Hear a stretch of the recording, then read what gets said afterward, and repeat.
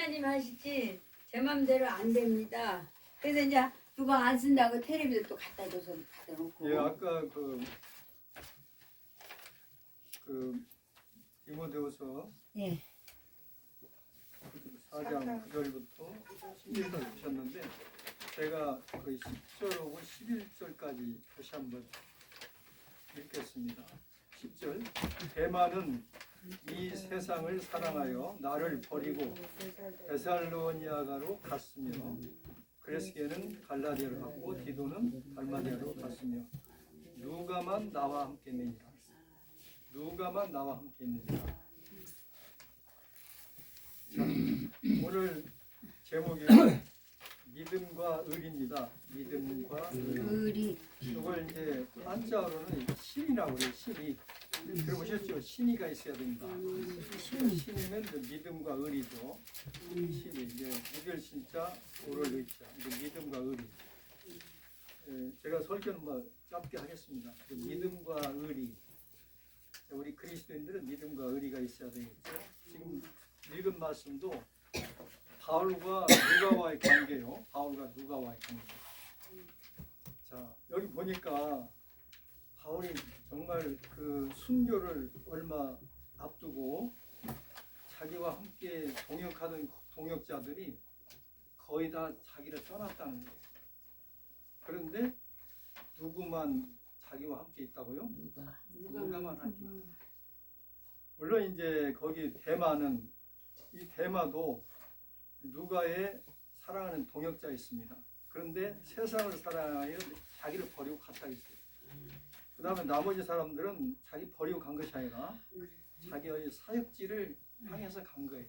네. 디도 같은 경우는 이제 그레데 그쪽에 가서 사역하기 위해서 갔죠. 아무튼 그렇게 가까이 있었던 자기를 즐겁게 해주고 행복하게 해주던 동역자들이 다 자기를 떠났습니다. 그게 좋든 나쁘든 그 이유가 있어 다 떠났는데 지금 누가만 자기와 함께 있는 거예요. 근데 얼마 있으면 순교를 나갑니다. 근데 자기 옆에는 누가밖에 없어요. 누가 이야기를 이제 먼저 좀 하겠습니다.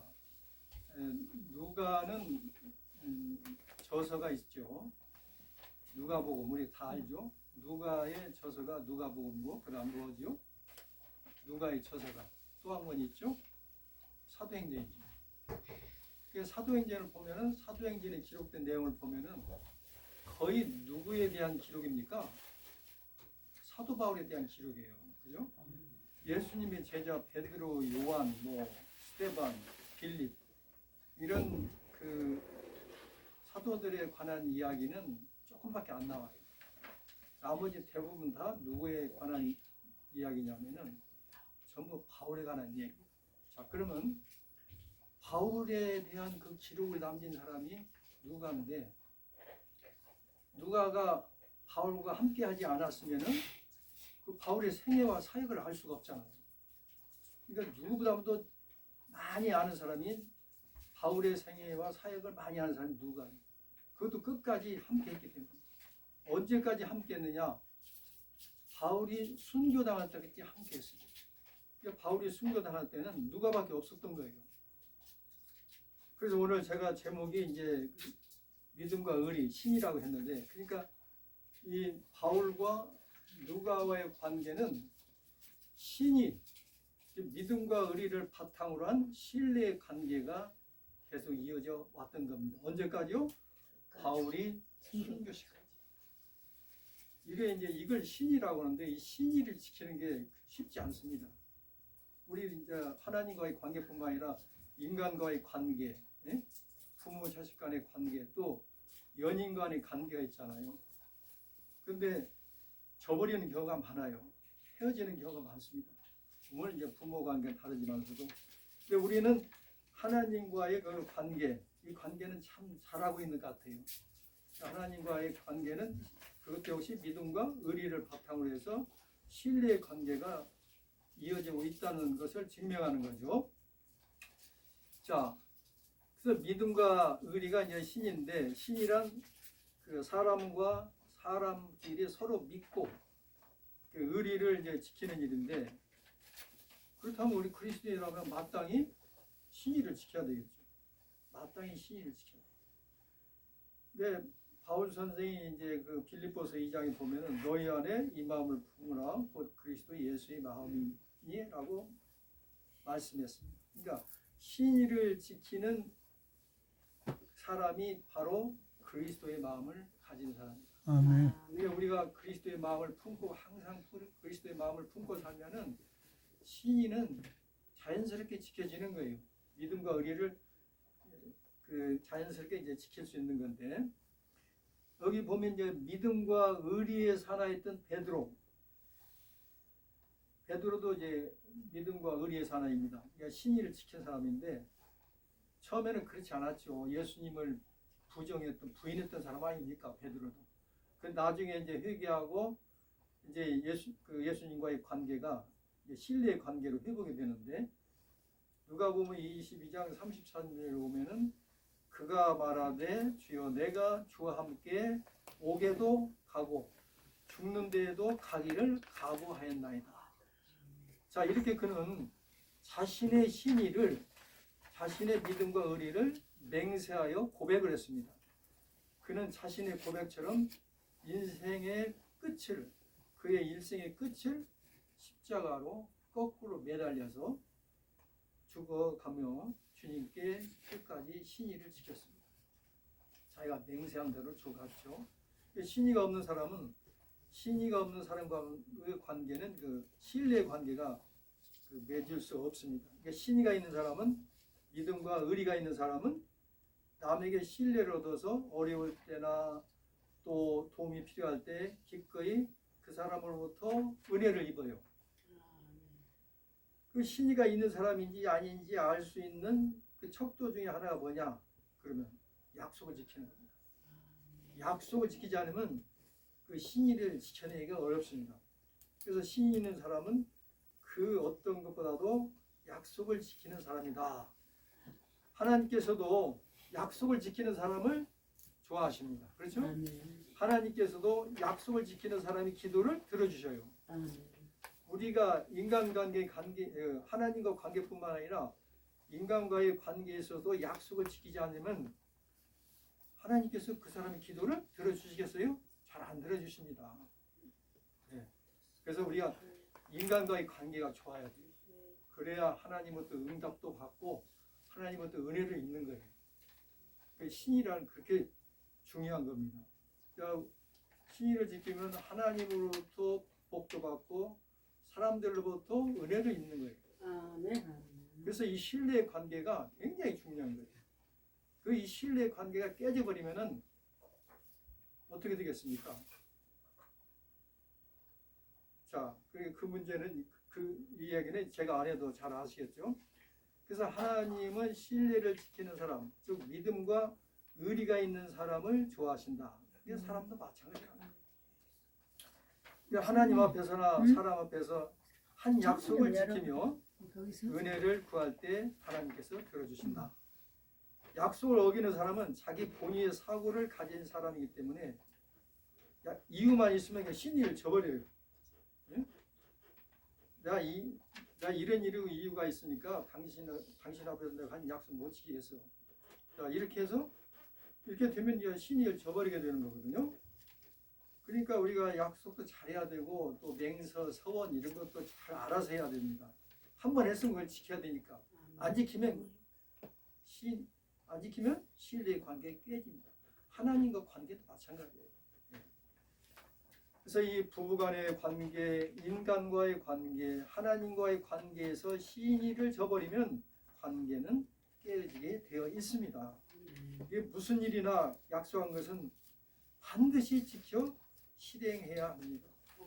만일 피치 못할 사정으로 인해서 그 약속을 지키지 못하게 되었을 경우에는 바로 그 사유를 알려서 정중하게 사과해야 합니다.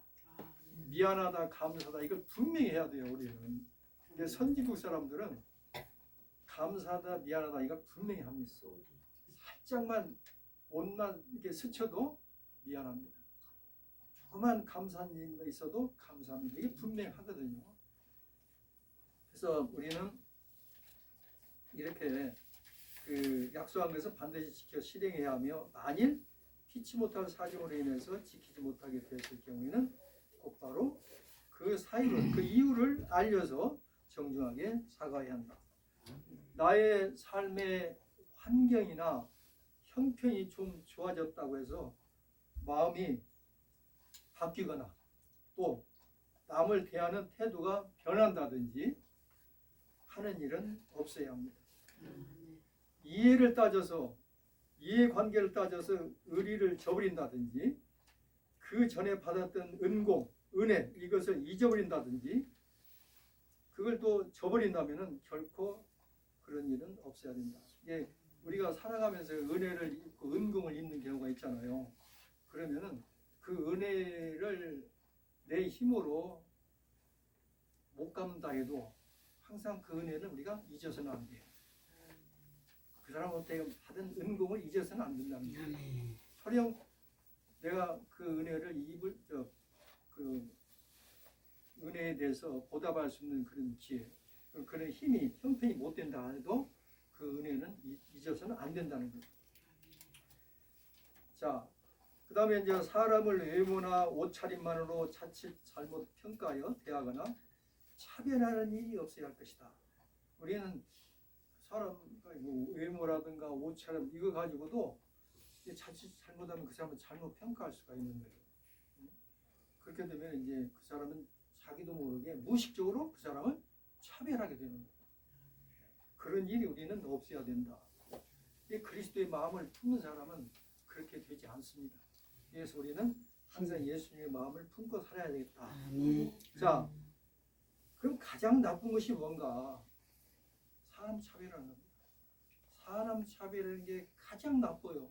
그 다음에 뭐가 나쁜지 아세요? 사람을 이용하는 것이 또 나쁩니다.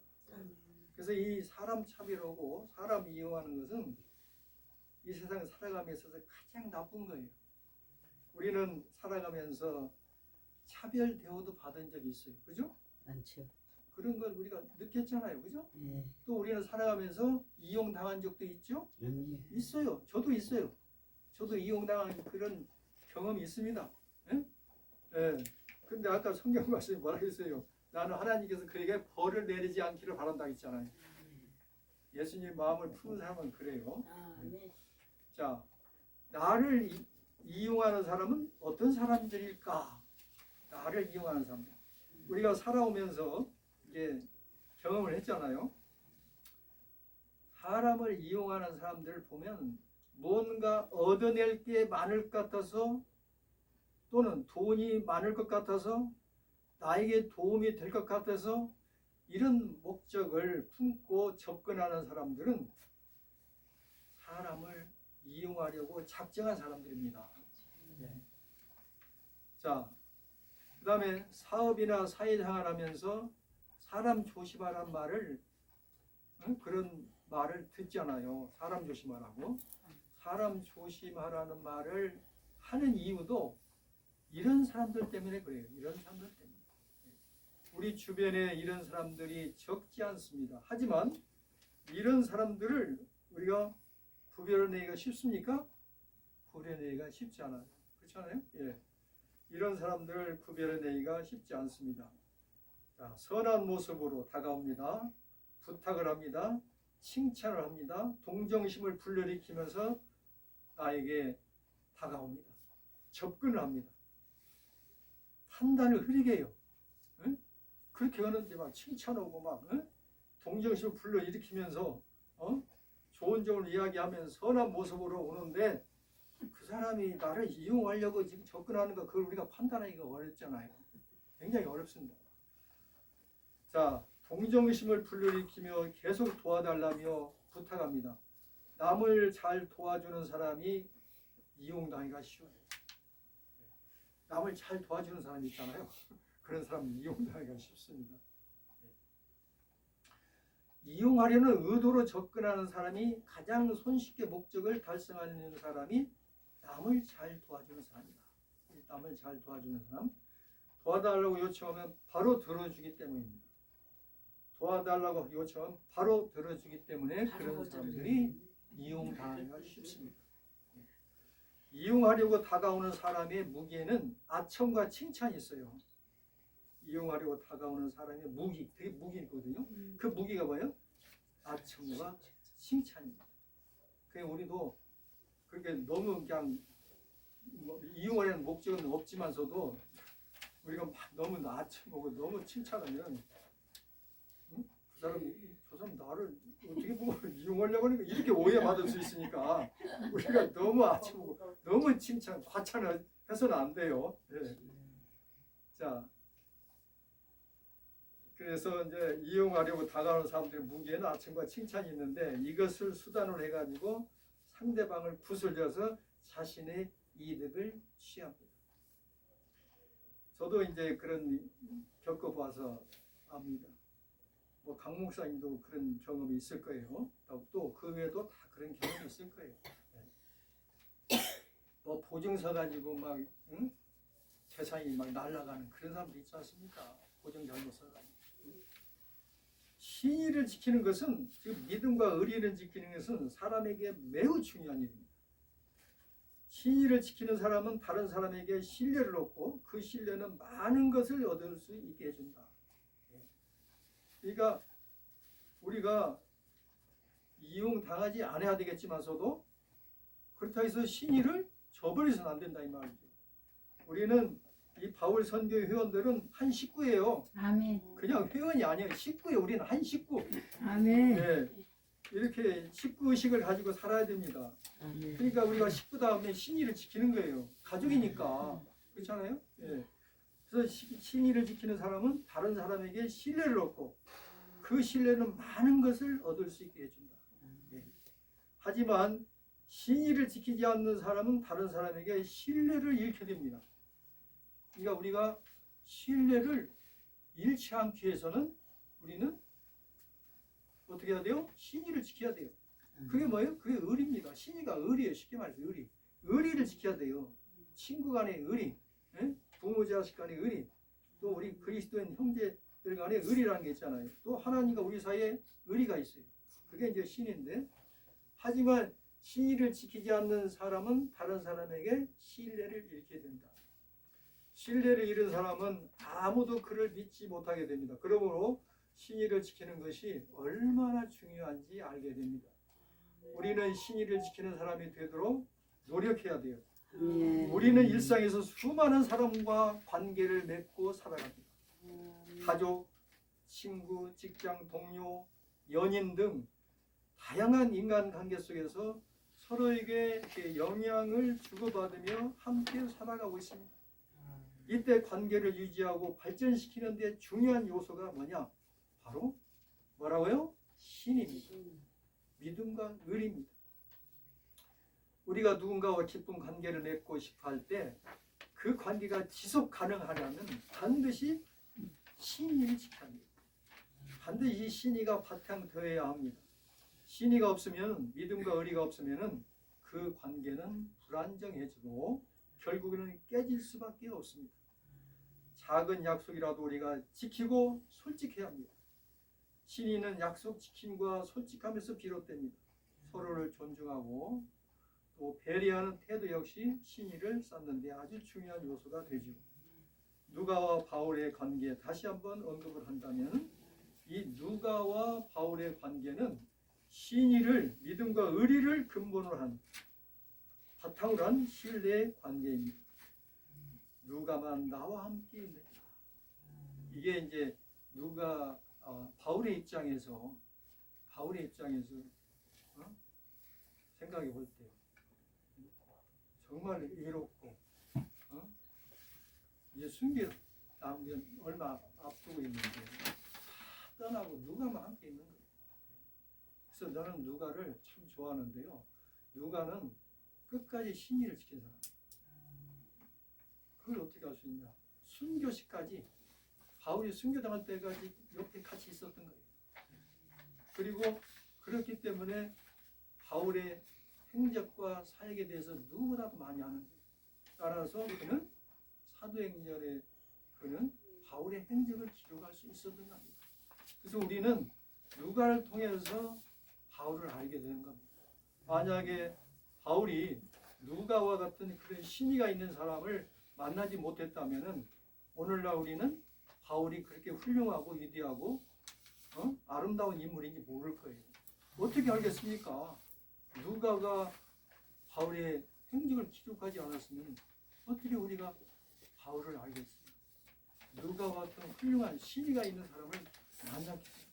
그래서 우리는 누가를 통해서 바울을 알 수 있습니다. 자, 누가는 또 끝까지 이 신의를 지키면서도 사람이 자기를 내세우지 않아요. 그래서 이 사도행전이나 누가복음도 저자가 누가인데 내가 이걸 기록했단 말 안 했어요. 자기를 이렇게 낮추고 숨깁니다. 그리고 누구를 드러내요? 바울을 드러내요. 예. 누가복음도 마찬가지. 예. 그렇습니다. 그래서 이 사복음서의 저자들 가운데 가장 많이 예수님의 생애와 사역에 대한 그 자료를 가장 많이 모아가지고 예수님의 사역에 대해서 그의 생애에 대해서 기록한 사람이 누가입니다. 그러니까 마가복음이나 뭐 요한복음이나 또 마태복음 이런 복음서보다도 누가는 누가복음을 저술하기 위해서 그 누구보다도 많은 예수님에 관한 자료를 수집을 해가지고 예수님에 대한 기록을 남겼답니다. 그런데 누가는 예수님 본 적이 있어요? 누가는 예수님 본 적이 없습니다. 본 적이 없는데도 예수님에 대한 기록을 남기기 위해서 가장 많은 자료를 수집했다. 그만큼 그는 그러면서도 내가 누가복음을 기술한 저자라 이렇게 말하지 않았어요. 사도행전도 마찬가지입니다. 이렇게 그는 아주 겸손하고 자기를 낮추는 그런 사람이 바로 누가입니다. 누가는 다른 사람들이 다 바울을 떠나갔을 때에도 끝까지 사도 바울과 함께 남아 있었던 신실한 동역자였습니다. 바울이 순교할 때까지 함께했습니다. 바울이 순교할 때까지 함께했던 신의를 끝까지 지킨 의리 있는 동역자였습니다. 누가만이 함께 있었음을 생각할 때 인간 관계에 있어서 신의를 끝까지 지키는 것이 얼마나 힘든 일인지 알 수 있습니다. 우리는 지금까지 살아오면서 많은 사람들과의 사귐을 가졌어요. 그런데 지난날 돌이켜보니까 많은 사람들이 내 곁을 다 떠났어요. 그런데 우리 자신이 또 그 사람 곁을 또 떠났을 수도 있어요. 남이 내 곁을 떠났다고 원망하지 말고 나는 그 사람 곁을 떠나지 않았는가 그걸 생각해야 돼요.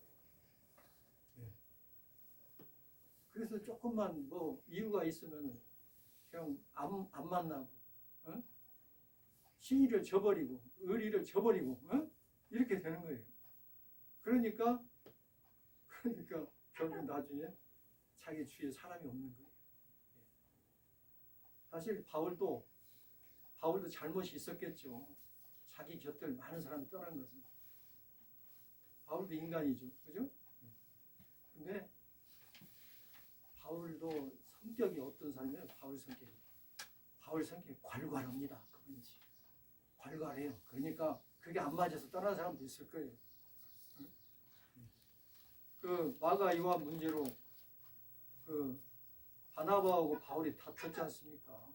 그걸 보면은 바울도 성격이 갈갈한 사람이라 알 수 있는데 아무튼 그래도 끝까지 신의를 지키고 순교시까지 함께했던 사람이 누가다. 그러니까 우리도 역시 사람들이 내 곁을 떠나도 나는 떠나지 않는 끝까지 누가처럼 신의를 지켜서 신뢰관계를 이어가는 그런 바울 선교의 식구들 다 되시기를 바랍니다. 우리 모두 그리스도의 마음을 품고 신의를 지킴으로써 신뢰관계가 계속 이어지기를 간곡히 바람하지 않습니다. 기도하겠습니다. 하나님 아버지 감사드립니다. 바울과 누가의